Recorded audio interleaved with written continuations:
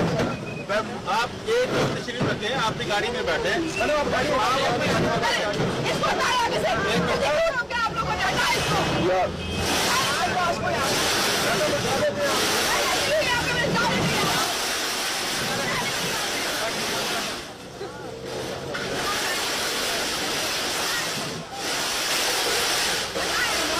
पीछे रहना यार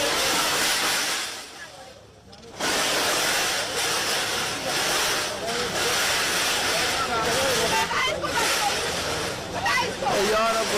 बात वही है